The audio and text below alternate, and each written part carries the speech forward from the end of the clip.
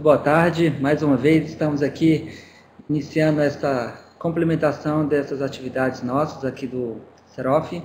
Eu queria ainda agradecer ao professor Alexandre Taleb, à professora Keren, nossa amiga aqui Ulisses, que também está presente, colaborando com esse projeto maravilhoso. E dando continuidade ao início que a gente falou sobre ventilação mecânica, básica e avançadas, ainda vamos ir até o momento avançado do suporte ventilatório, a gente hoje vai estar dando essa continuidade e falando um pouco da interação, do sincronismo entre a máquina e o homem. Nós temos 3 pilares que mencionamos anteriormente. O primeiro pilar seria a estrutura física, né, que é um pilar importante. Você tem que ter condição física e estrutural, aí vem a tubulação de rede, a condição de parte elétrica. Nós temos o segundo pilar, que seria a condição humana, que seria a sua experiência, que seria a sua formação, para você saber lidar com a tecnologia. Então, esse é o segundo pilar. E o terceiro pilar, quando se fala em ventilação mecânica, seria o próprio equipamento, o ventilador mecânico, né, que é um gerador de fluxo. Então, nós podemos ter problemas no gerador de fluxo. O equipamento, ele não garante o que você programa, o que você espera que realmente ele faça, que é suporte à vida, que é dar um fluxo, um gerador de fluxo. E também você pode ter um problema que também está relacionado com a sua experiência, você não sabe lidar com aquela tecnologia, com aquela modalidade, com aquele ventilador, e você deixa utilizá-lo da melhor maneira. Isso faz com que, às vezes, também você não identifique alguma falha na sua conexão, alguma desconexão. Isso é um problema humano, não é problema da máquina. A máquina, ela faz aquilo que você programa. E se você não sabe identificar suas falhas, se você tem dificuldade de testá-lo, aí passa a ser um problema humano, porque você que tem que identificar o problema, correto? E também, esses 3 pilares, a gente procura sempre estar dividindo para a gente poder explicar melhor, da melhor maneira, ok? Então, esse slide é um slide que mostra muito bem o traçado do eletro, a monitorização tanto paramédica, né, cardiológica, neurológica. O suporte ventilatório não é apenas o ventilador em si. Você sempre tem que avaliar o paciente de uma forma como um todo. Você precisa, sempre quando estiver iniciando um suporte ventilatório, você observar visivelmente durante uma inspeção o estado do paciente. E, através dos monitores, você tem também uma informação de como ele está respondendo a isso. Tá? A gente vai estar discutindo isso aos poucos e é muito legal que a gente vai tentar estar sempre separando e unindo todos os fatores ao mesmo tempo. Nesse momento, a título de revisão, a ventilação com suporte, né, com pressão positiva, é um ato mecânico de fornecer ar aos pulmões que ocorre espontaneamente através da ação da musculatura respiratória. Isso de uma forma espontânea. E através da pressão positiva, isso ocorre por diferença de pressão também. Aqui nós temos de uma forma de ventilação, que é a entrada e saída do ar, você tem a inspiração e a exalação. Durante a inspiração, você tem um intervalo, uma pausa ao final da milésimos de segundos, inicia a exalação. Ao término da inspiração, início da nós chamamos de ciclagem. Ao término da inspiração, cada ciclo. Ao final da exalação, início da próxima inspiração, nós chamamos de disparo. Tá? Então, isso é muito legal, que isso pode ocorrer de forma artificialmente, através do ventilador, e também pode ocorrer através do seu próprio estímulo, do seu próprio drive, né? Bem, os ventiladores são equipamentos utilizados para proporcionar ventilação artificial, suporte ventilatório temporário, completo ou parcial. Então, você pode utilizar apenas de uma forma eletiva, enquanto ele ainda está sob efeito de sedação, fez um procedimento cirúrgico, precisou sedá-lo, e o paciente está respirando com o auxílio do ventilador mecânico. Após o efeito da sedação, o paciente começa a querer reassumir sua respiração natural, você vai diminuindo os parâmetros e o paciente, em seguida, você retira o suporte ventilatório, faz um teste de respiração espontânea rápida, tolerou 30 minutos, no máximo até 2 horas, você pode tirar. Até 24 horas, não é caracterizado desmame ventilatório, apenas retirada da prótese, tá? Isso também pode ser utilizado por um momento mais prolongado. O paciente pode utilizar um ventilador mecânico durante dias, meses, tá? Dependendo da sua gravidade, da sua necessidade. Okay? Bom, o objetivo da ventilação mecânica, sempre, gente, isso é fantástico, porque a gente sempre tem que ter esses objetivos em mente. Primeiro, qual foi o motivo pelo qual o paciente foi para o ventilador mecânico?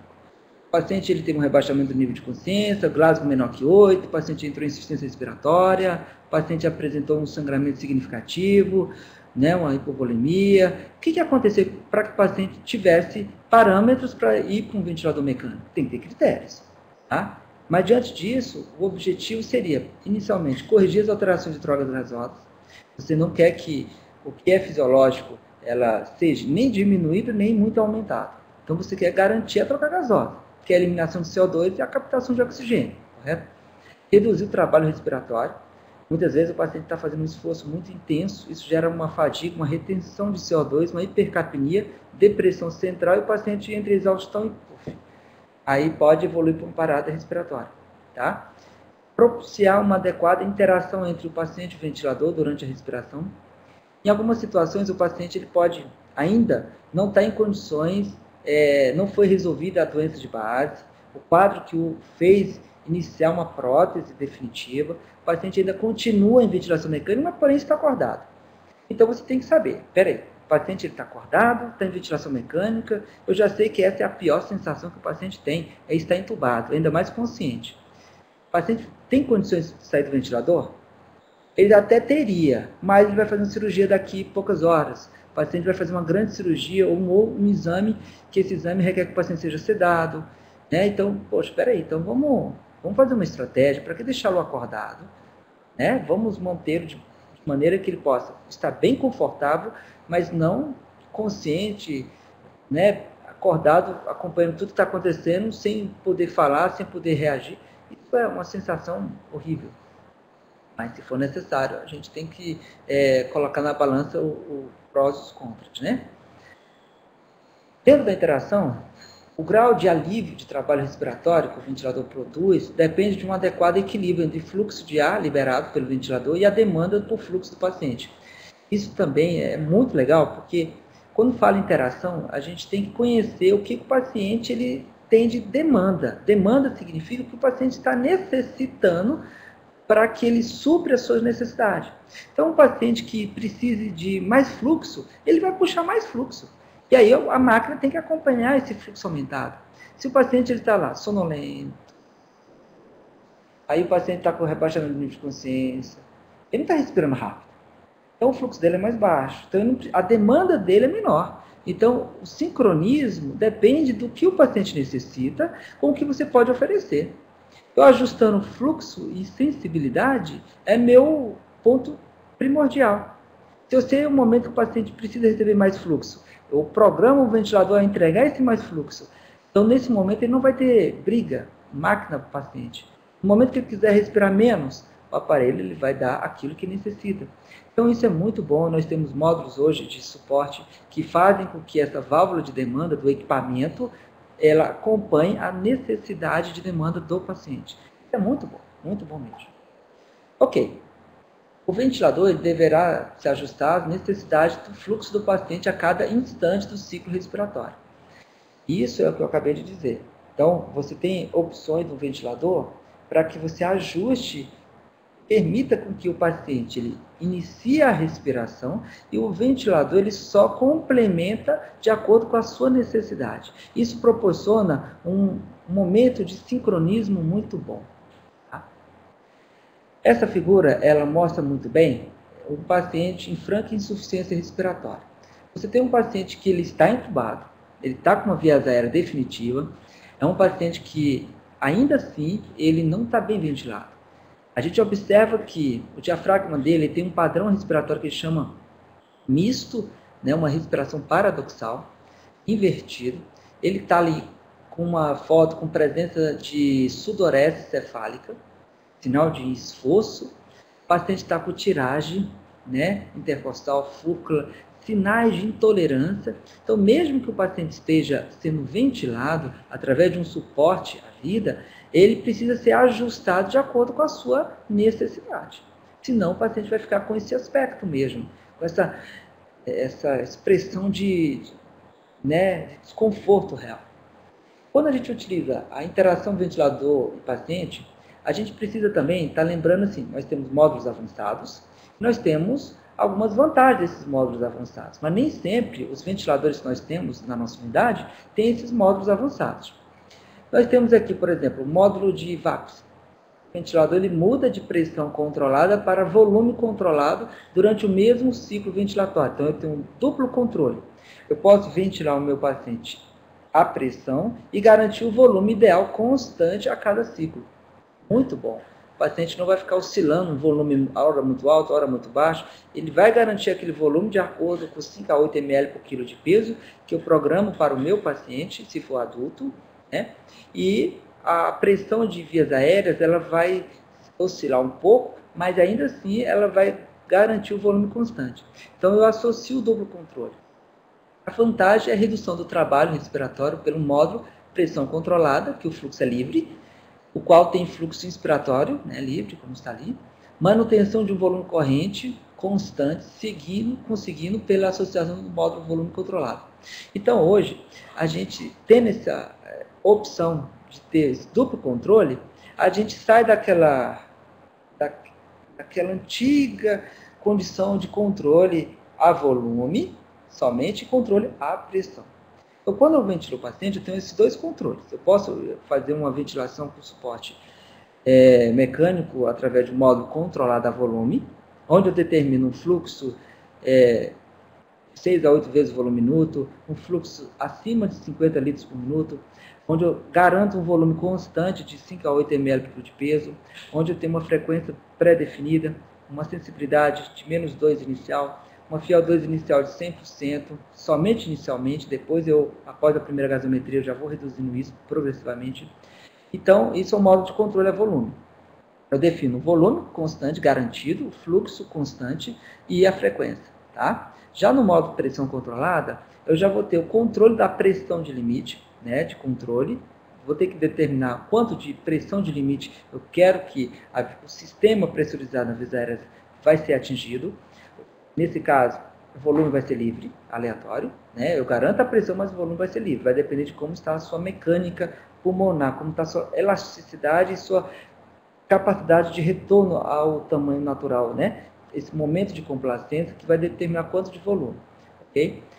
Eu vou ter que determinar também o tempo inspiratório, de 1.3 para adulto, 1.2, né? Se for neonato, 0.3, 0.4 para neonato. Se for pediátrico, 0.5. Né? E adulto, a partir de 0.7, a partir de 0.9, 1.0 já é o tempo inspiratório de ciclagem para adulto, ok? Então, eu preciso saber, o equipamento que eu tenho, ele me dá quais as condições de suporte de pressão positiva. Ele me dá somente o módulo controle a volume, o módulo controle pressório, ou ele me dá os dois módulos de controle. Ou eu tenho a opção do módulo de associar os dois. Okay? Muito bem. Então, esse módulo avançado é um módulo que está disponível, né? Nós temos vários equipamentos hoje que têm essa opção. O paciente passa a apresentar esforço inspiratório à medida que a mecânica do sistema respiratório melhora, a mudança é automática. A vantagem é que o desmame é automático, da pressão controlada para a pressão de suporte. Então, o ventilador, ele deixa o paciente ele reassumir a sua respiração natural. E ele só vai complementando aquilo que você previamente programou. Se você programou que ele faça um volume corrente de 550 ml, e o paciente ele já está iniciando o ciclo, o disparo, e o ventilador só vai complementar o quanto ele ainda falta para preencher os 550 ml a cada incursão, a cada ciclo inspiratório. Isso é muito bom, até os pontos de você ter uma FiO2 menor que 40, uma relação PO2-FiO2 maior que 200, você ter parâmetros de fazer com que você inicie um teste de respiração espontânea. Aí você vai pôr um paciente no sistema T e 30 minutos no máximo, estourando 2 horas, aí você faz a retirada da prótese. Nesse caso, ainda, o módulo avançado, você tem outros módulos avançados também, além do duplo controle, que é o VAPS, você tem esse módulo também com suporte ventilatório disponível no Hamilton Galileu. A vantagem que é o aumento ou redução automática do suporte de acordo com as alterações do esforço e mecânica respiratória do paciente. Também é um módulo de suporte ventilatório por válvula de demanda, onde isso tudo é ajustado de acordo com uma condição da mecânica do paciente. Se o paciente tem uma resistência inspiratória, porque a mecânica dele está com o pulmão mais endurecido, a elasticidade está menor, o paciente está com uma resistência aumentada, Então, automaticamente, ele já vai diminuir o fluxo, já vai alterar o tempo, de maneira que isso seja mais confortável a mecânica para adequar e acomodar esse volume. Se você tem uma resistência, um estreitamento da passagem do fluxo, e você tem uma pressão muito forte de gerador de fluxo, você vai tentar empurrar esse fluxo até a via aérea, sim. Só que se está estreito, se está com um broncoespasmo, ou o paciente tem uma rolha, um tampão, uma obstrução, a resistência vai lá em cima e o volume vai ser menor. Então você tem um equipamento que ele respeita, entre aspas, ele respeita a mecânica do paciente, o momento que ele se encontra, e ele automaticamente ele tenta fazer um ajuste automático. Tá? Isso você monitora através de leituras gráficas, onde você tem interpretação dos gráficos de volume e tempo, fluxo e tempo. Tá? Outros modos avançados, mas vamos recordar um pouco aqui daquele diagrama que eu falo dos 3 pilares, né? Lembrando que aqui você tem, próximo ao paciente, aqui você tem os circuitos que estão próximos ao paciente, aqui você tem os alarmes, o ventilador, e aqui você tem as usinas, fonte de ar comprimido, você tem o oxigênio, você tem as usinas, que é onde a gente não consegue visualizar na unidade de terapia intensiva, isso fica lá na manutenção. Então, nós podemos ter problemas nas usinas, problemas na fonte de ar comprimido, na fonte de oxigênio, podemos ter problemas na energia elétrica, e podemos também ter problemas, agora não mais físicos, mas problemas no equipamento, e podemos ter problemas também na nossa experiência, na nossa falha humana. Tá? Aqui, para recordar, lembrando que na década de 50 as UTIs tinham essa característica, né? Eram pulmões de aço, vários pulmões de aço. Nós tínhamos aqui, ainda pela falta de tecnologias, isso gerou muitas complicações, aumento da mortalidade, mas a gente agradece muito esses avanços, porque isso, naquela época, pensava que tudo seria resolvido através desse gerador de fluxo, né? Através desse sistema, nesse caso, com pressão negativa. E foi evoluindo, graças a Deus. Na década de 70 nós já tivemos os volumétricos, na década de 80 nós já temos já os microcontrolados, já na década de 90 já os monitores que já requer a monitorização respiratória. Então, a gente tem um avanço muito grande. E hoje, nós temos os ventiladores que já permitem um duplo controle automatizado, onde você praticamente só conecta o paciente no ventilador e o próprio ventilador ele já faz os ajustes automáticos. Isso se falando em sistema avançado. Mas também temos em locais ventiladores mais simples, né? Que a gente precisa saber lidar também com essa simplicidade. Bom? Aqui, ventiladores volumétricos, que já mostramos essas figuras antigamente. Nesse caso aqui, é um umidificador, onde eu acho importante a gente compreender que você pode gerar uma assincronia. Você pode ter um vazamento aqui na tampa do umidificador, você pode ter um furo na traqueia, que isso pode gerar um vazamento. Você pode ter uma dobra do circuito, isso pode também comprometer a passagem do fluxo. Tá? E isso faz com que o fluxo que você programa para que chegue ao paciente pode interferir. Aqui você tem uma linha de sensor desse equipamento, esse sensor que manda o sinal pelo transdutor até o CPU, até o equipamento, que vai fazer a liberação da válvula inspiratória e o fluxo chega até o paciente. Se esse sensor estiver molhado, estiver com umidade, vai interferir nesse sinal. Tá? Então nós temos problemas que podem estar relacionados ao circuito do paciente, desde a cânula, tubos corrugados, umidificadores, aquecedores, nebulizadores, filtro de bactéria. Então, aqui nesse caso aqui, eu tenho um umidificador que ele é muito próximo à mesma altura do leito. Então, às vezes, o leito bate no umidificador, essa jarra ela desprende, a borracha de vedação ela não consegue vedar, né, o sistema pressurizado, e acaba tendo vazamento, escape de ar. Esse escape de ar vai gerar o quê? A não garantia do volume que você programa que chega até o paciente. Aí o paciente começa a respirar rápido, porque o volume está baixo. Quem controla o volume corrente a nível pulmonar é o estímulo vagal, ele que controla essa variação de volume, e ele vai mandar um estímulo vagal até o centro respiratório do bulbo para aumentar a frequência respiratória lá na área pneumotáxica. e ele aumentando a frequência respiratória é uma forma de compensação ao volume corrente ser baixo. Então, às vezes, esse vazamento a gente tem que identificar. Aí eu falo para você, o problema é da máquina, do equipamento, ou o problema é humano? O problema é humano. Você que tem que saber que se o umidificador não está bem conectado, ele vai ter vazamento e você tem que ir lá e corrigir, ir lá e conectar, ajustar essa tampa.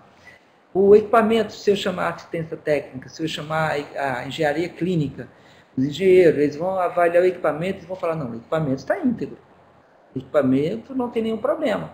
O problema foi que você não identificou a falha do funcionamento. Então, para isso, a gente tem que saber quando é falha humana, quando é falha do equipamento e quando é falha da estrutura física.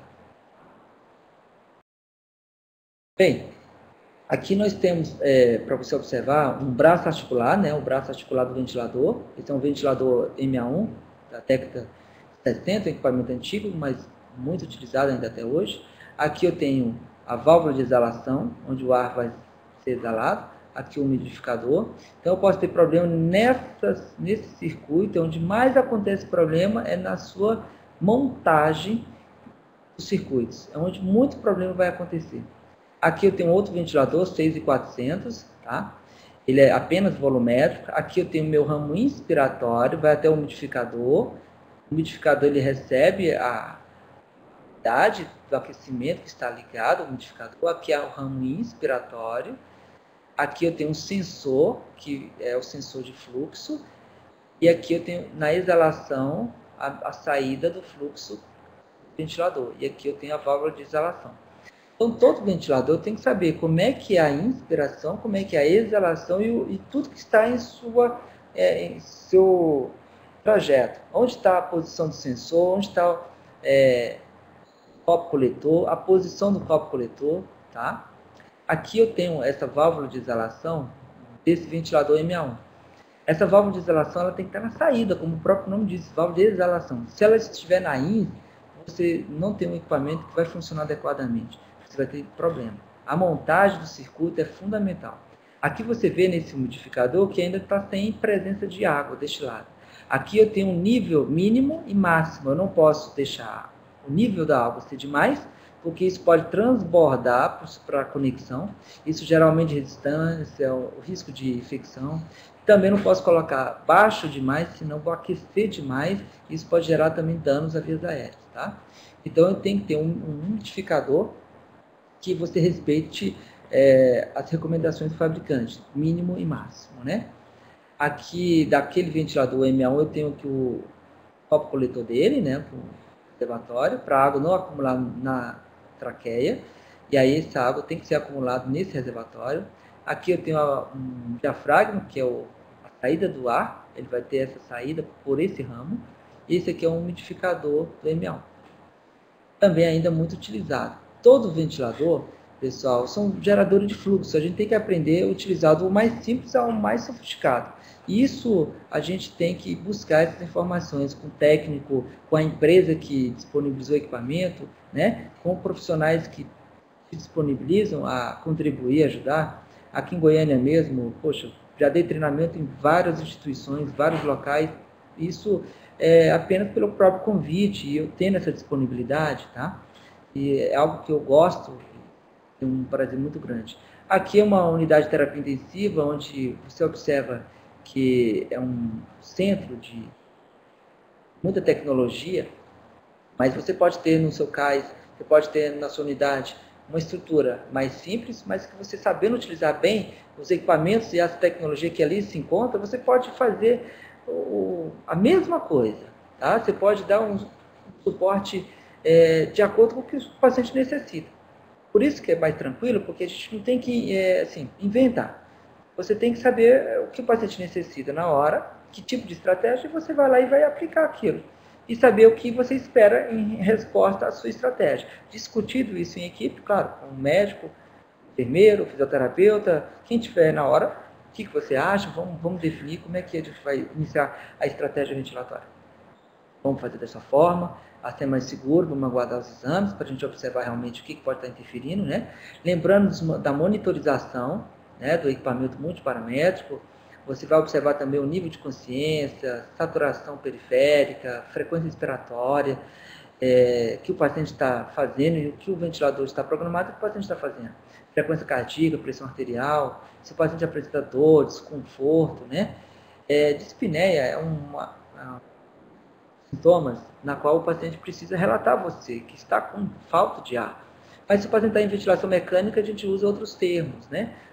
Já caracteriza aí o tipo de padrão respiratório. Ele pode estar taquipneico, ele pode estar fazendo bradipneia, ele pode estar fazendo a própria apneia, né? Não respirando, e aí entra o ciclo controlado do ventilador mecânico. Esse sistema de ventilação, quando eu falo para você que o paciente precisa ter um sincronismo muito bom, é quando ele recebe esse sinal aqui para abrir essa válvula de fluxo. Se você tem um circuito, o circuito está úmido, o sensor ele às vezes manda sinal de mais ou às vezes ele manda sinal de menos. E aí essa válvula pode demorar a ser aberta e o fluxo demorar a chegar à via aérea do paciente e o paciente acaba respirando às vezes várias vezes até o fluxo chegar. Aí o fluxo não chega. Então você precisa adequar a necessidade de demanda do paciente com a velocidade de entrega. Se o meu paciente respira muito rápido, eu preciso gerar um fluxo mais alto. Se o paciente respira mais lento, o fluxo pode ser mais lento. E a exalação é a mesma coisa, que é a válvula de exalação. Quando eu tenho a inspiração, a minha saída está fechada. Quando eu vou exalar, eu fecho a INSE e libero o diafragma exalatório. E aí o fluxo passa. Esse fluxo vai passar e se ele tiver um problema na válvula de exalação, o que vai acontecer? Um aprisionamento de ar, um ar trape. O paciente vai provocar o quê? Um alto PIP. Alto PIP é patológico, né? O PIP intrínseco, até 5 centímetros de água, a gente considera fisiológico. Mas, além disso, aí já tem alguma alteração que está impedindo que o ar ele seja eliminado. Tá? Se o paciente respira muito rápido, frequência respiratória rápida, ele acaba fazendo aprisionamento. Não dá tempo do ar sair. Ele puxa rápido e solta rápido, puxa rápido e solta rápido. Isso só vai havendo um aprisionamento. Tá? E isso gera autopips, isso gera aumento de trabalho, sobrecarga, esforço, e é o que a gente não quer que o paciente tenha isso. Tá? Adiantando aqui mais um pouco. Aqui eu tenho modo totalmente controlado do ventilador. Né? Quando a gente fala modo controlado, o equipamento, o ventilador, ele controla 100% tudo que está acontecendo. O que você programou vai estar acontecendo. Aqui, a cada ciclo, é o que foi programado no ventilador mecânico. Cada ciclo é o que foi provocado. E aqui a janela, o próximo ciclo. Tá? Por exemplo, eu tenho 60 segundos, 1 minuto. Eu tenho uma frequência respiratória de 10, para arredondar para ficar mais fácil. Então, a cada 6 segundos, eu tenho um ciclo. Então, se eu tenho 6 segundos, um ciclo, esses 6 segundos é a soma da minha ins e ex. Então, eu posso ter uma relação de 2 para 4, posso ter uma relação de 1 para 5, posso ter uma relação de 3 para 3. Eu tenho 6 segundos e vai acontecer minha inspiração e minha exalação. Tá? Porque a cada 6 segundos eu tenho um próximo disparo do equipamento que vai gerar o próximo fluxo. Nesse caso aqui, no segundo quadrante, nós já temos o quê? A participação do paciente. Aqui o módulo já é assistido. O paciente já inicia e o aparelho só complementa. Aí o paciente vai lá, inicia um pouquinho, faz uma pressão negativa e o ventilador complementa. Nesse caso, o paciente já está saindo do efeito da sedação, o paciente já está começando a querer respirar, e aí o aparelho percebe, deixa o paciente iniciar e o ventilador só complementa. Esse é um momento de transição muito importante, que a gente precisa respeitar e ajustar o fluxo e a sensibilidade para permitir uma boa interação. Nesse momento agora, o paciente já está mais ele participando dos ciclos do que propriamente dita o complemento do ventilador. Então, aqui nesse caso, eu tenho o momento do ciclo controlado, aqui o paciente já inicia o ciclo, o ventilador complementa, aqui de novo, aqui eu tenho um ciclo espontâneo, e aqui ele continua disparando, o ventilador vai complementando, aqui tem uma janela longa. Se essa janela for longa, significa que o paciente está fazendo apneia. E se o paciente está fazendo apneia, entra o próximo ciclo controlado. Ventilador. Se ele tem risco de fazer apneia, o paciente não pode estar em módulo de desmame. Porque a gente tem que descobrir por que ele ainda está apresentando período de apneia. Isso se é de origem central, isso se é de origem pela sobrecarga, condições de estímulo, né, na resposta motora. O que pode estar comprometendo e levando esse risco de apneia. Aqui os fatores que afetam a sincronia do paciente e ventilador. Então nós temos fatores relacionados ao ventilador mecânico, fatores relacionados ao paciente. Os fatores relacionados ao paciente pode ser o nível de sedação. Às vezes você inicia um desmame ventilatório e esqueceu de avisar o técnico de enfermagem que ele teria que diminuir a sedação e até suspender a sedação. E aí ele esquece de fazer e aí você, poxa vida, perigoso, é iatrogenia. Você pensou em algo, discutiu e não foi realizado. Isso pode gerar o quê? Interferência na sua estratégia, né? O paciente ele pode não conseguir responder conforme você espera. Dor, agitação, o paciente ele tem que ser medicado, porque um paciente com dor ele vai exteriorizar isso, ele pode interferir na interação ventilador-paciente, tá? Esforço inspiratório, comando respiratório, tempo neural, isso é muito importante. Como eu falei antes, o paciente ele tem uma P01 elevada, maior que 6, ele puxa muito rápido, ele precisa de fluxo rápido. Se ele tem um P01 menor, ele respira mais tranquilo, então você não precisa injetar muito fluxo. Então, a gente tem que acompanhar esse momento do paciente.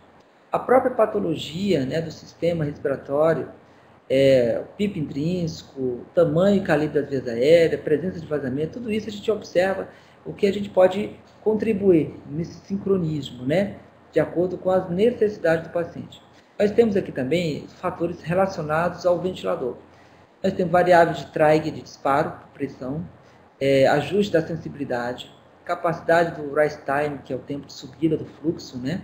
O quanto de fluxo chega rapidamente, o ajuste do sistema de fluxo e oferta, padrão de fluxo selecionado, valor da PIP selecionado também, fluxos adicionais, nebulizadores. Então, nós temos aqui também fatores relacionados ao ventilador que podem interferir também no bom sincronismo, tá? E isso é muito legal você ver na prática, porque você observa bem isso acontecendo, né? Você pode ter falha no disparo, o disparo do ciclo do ventilador. O paciente puxa e o ventilador ele não entrega o fluxo conforme o paciente está necessitando. Você pode ter um equipamento que ele está desregulado, a sensibilidade do equipamento está desregulada.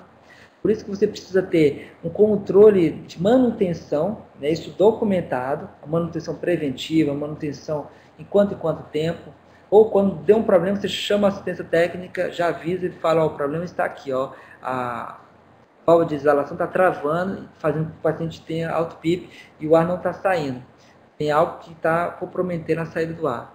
Não sei se é o diafragma que está prendendo e não está abrindo na hora do ar sair. Bom, aí o técnico tem que ir lá e avaliar a válvula de exalação porque está provocando alto PIP. O problema está no umidificador, o umidificador está sem as borrachas de vedação e o técnico tem que ir lá e colocar essas borrachas, né? Senão você vai ter que usar filtro de barreira, não mais o umidificador de bandeja. Então, às vezes, o problema é na conexão, a traqueia está rasgada, ela está furada, nem furada rasgada. Então, você não pode utilizar um circuito danificado, porque senão você pode trazer em risco a sua forma de ventilar. Então, não vai conseguir.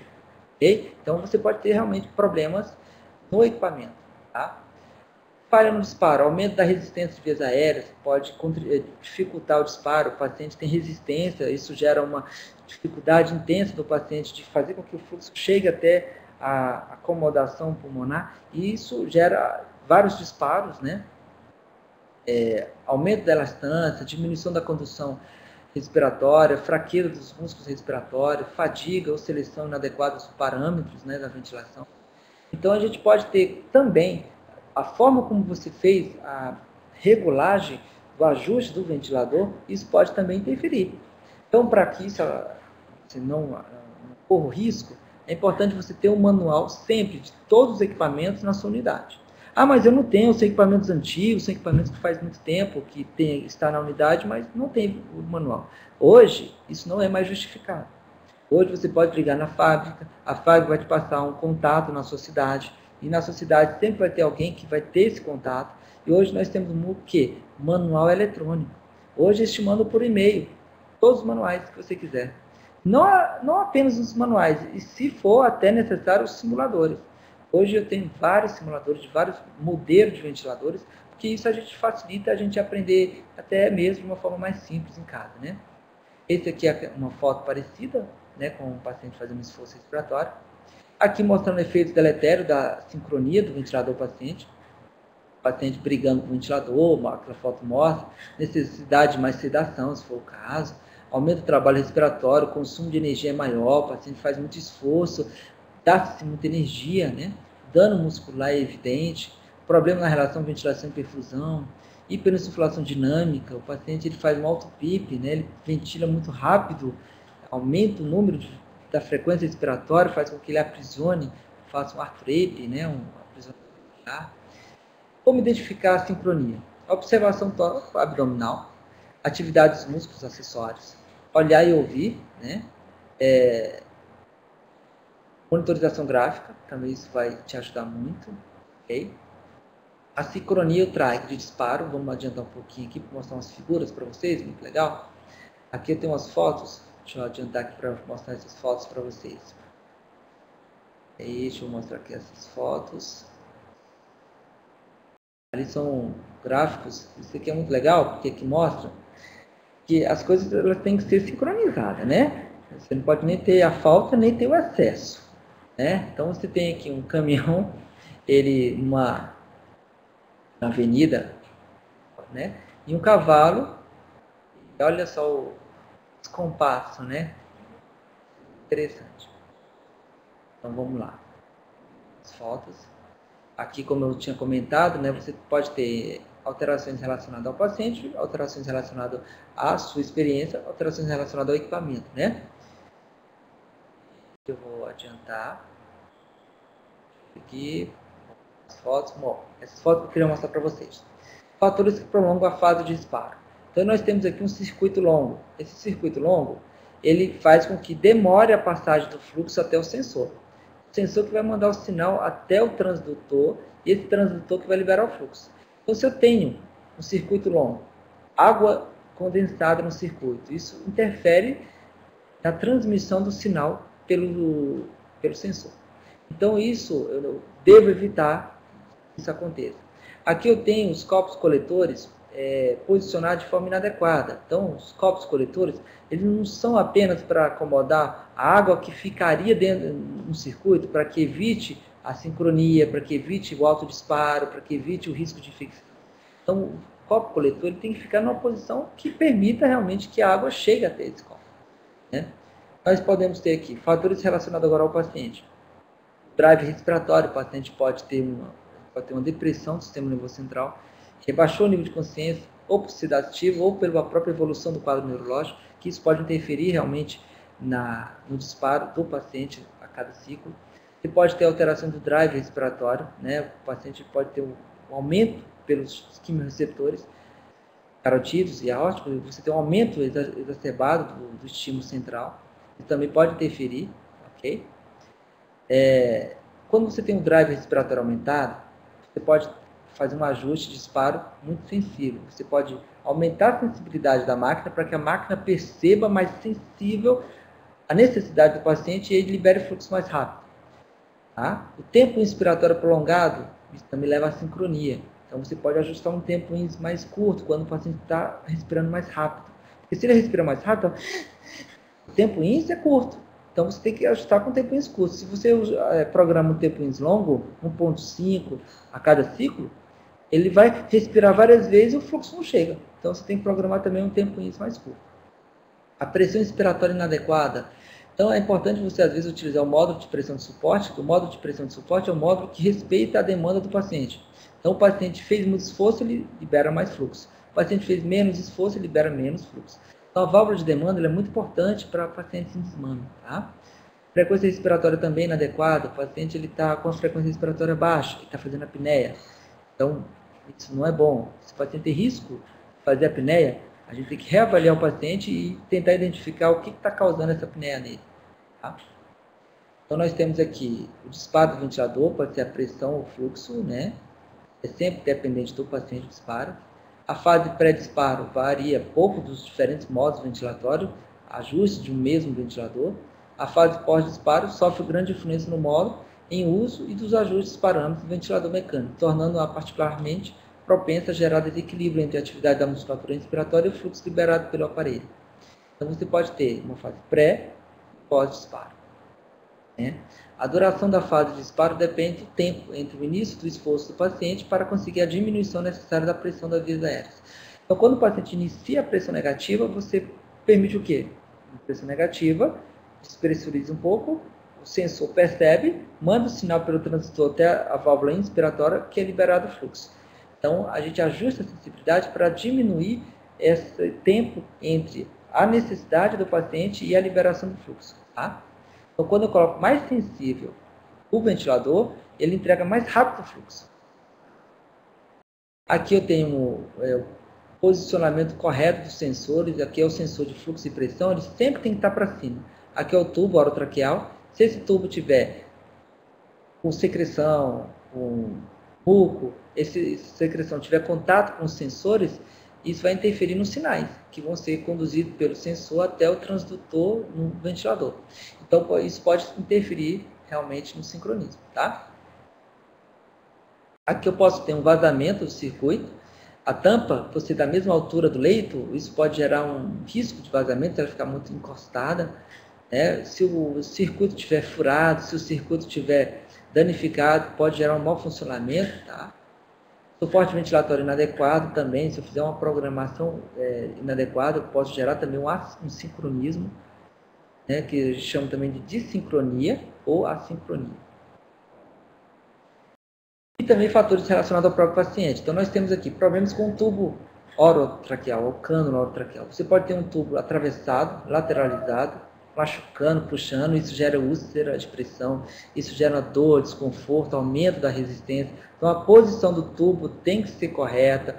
O período da manhã fica de um lado, período da tarde centralizado, outro período do outro lado. Então, você reveza a posição do tubo, isso é muito importante.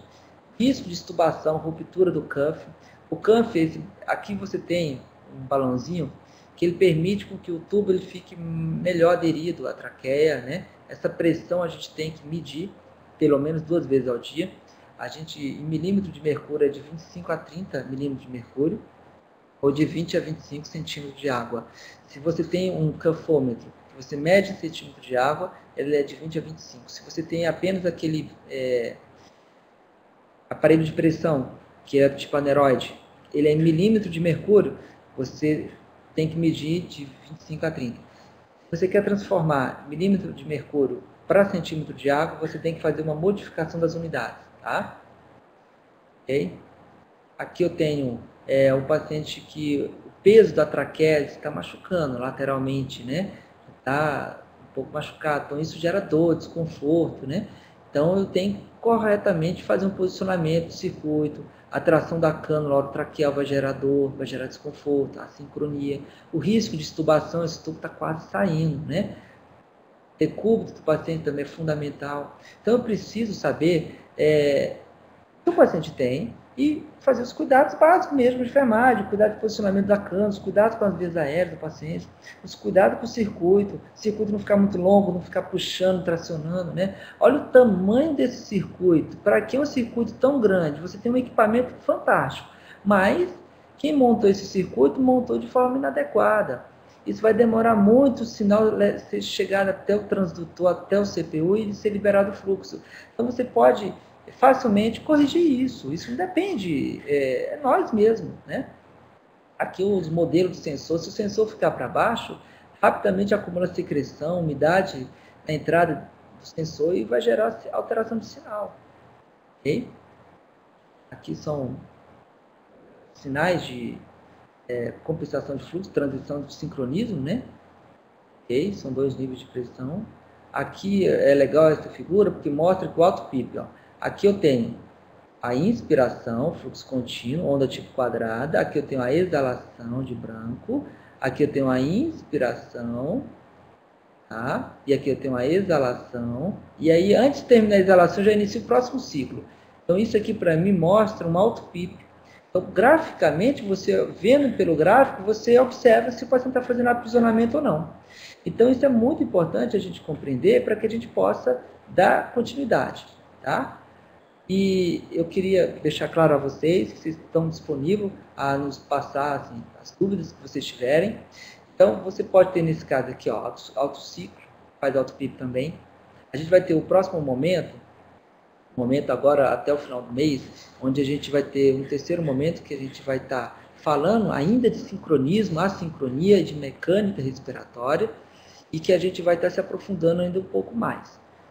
Ok? Eu agradeço muito esse momento que vocês dispuseram de estar aqui com a gente, e não percam, ainda esse mês a gente vai ter um próximo encontro, onde a gente vai estar acrescentando mais detalhes ainda sobre esses módulos, sobre o sincronismo e mais riqueza de informação. Um grande abraço a vocês e até o próximo módulo.